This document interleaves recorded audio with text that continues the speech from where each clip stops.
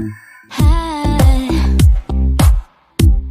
about you all the time. Hello everyone, स्वागत है आपके अपने यूट्यूब चैनल मैथ्स की अदालत में। मैथ्स की अदालत में आज हम एक ऐसे टॉपिक को पेश करने जा रहा हूं जिनका कहना है कि यदि आप मेरे बारे में पढ़ लेते हो तो मैं अपने टॉपिक से एक भी क्वेश्चन किसी भी एग्ज़ाम में छूटने नहीं दूंगा। यदि आप चाहते हो कि मेरा एक भी प्रश्न इस टॉपिक से ना छूटे तो मेरे साथ जुड़े रहिए इस वीडियो के अंत तक, ठीक है। तो सबसे पहले हम जान लेते हैं कि चैप्टर का नाम है क्या।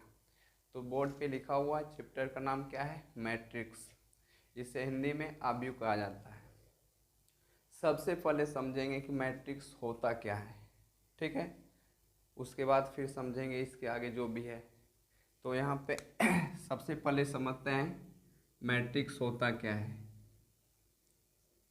मैट्रिक्स इसे हिंदी में आव्यूह कहा जाता है, ठीक है। तो मैट्रिक्स एक प्रकार का क्या है? सजावट है। मैट्रिक्स एक प्रकार का क्या है?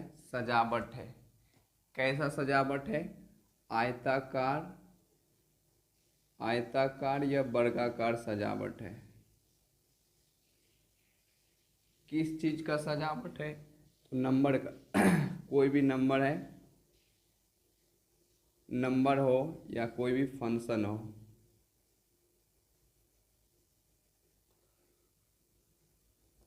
मैट्रिक्स एक प्रकार का क्या है? सजावट है। कैसा सजावट है? आयताकार या वर्गाकार सजावट है, ठीक है। अब किस चीज़ का सजावट है? तो नंबर्स और फंक्शन का सजावट है। फिर बात आगे आता है क्या कि नंबर्स होना चाहिए कैसा। तो नंबर कोई भी हो, रियल भी हो सकता है या कॉम्प्लेक्स हो सकता है। रियल नंबर भी हो सकता है, कॉम्प्लेक्स नंबर हो सकता है। उसके बाद फंक्शन में क्या क्या आ सकता है? फंक्शन में क्या, मान लो ट्रिगोनोमेट्री फंक्शन आ गया, ट्रिगोनोमेट्री फंक्शन आ सकता है या लोगोरिथमिक फंक्शन आ सकता है, लोगोरिथमिक फंक्शन।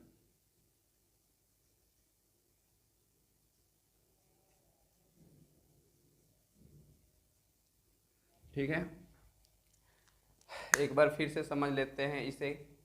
मैट्रिक्स क्या है? मैट्रिक्स एक प्रकार का सजावट है। किस चीज़ का सजावट है? तो नंबर्स या फंक्शन का सजावट है। नंबर कैसा होना चाहिए? रियल होना चाहिए या कॉम्प्लेक्स होना चाहिए। फिर फंक्शन क्या होना चाहिए? ट्रिगोनो होना चाहिए या कोई लोगोरिथमिक फंक्शन होना चाहिए, ठीक है। जैसे मान लेते हैं कोई एग्जांपल, एक जैसे कोई एक मैट्रिक्स ले लेते हैं, ए बी सी डी, इस प्रकार का कोई एक मैट्रिक्स है। तो इसमें क्या देख रहे हैं कि किसी भी चीज़ को यहाँ पे एक सिस्टमेटिकली तरीके से सजाया गया है, ठीक है। अब आगे समझते हैं कि मैट्रिक्स का ज़रूरत हमें क्यों पड़ा, ठीक है। तो इसको समझने के लिए हम कुछ एग्जाम्पल लेते हैं, उसके बाद इस टॉपिक को हम बढ़िया से समझेंगे, ठीक है।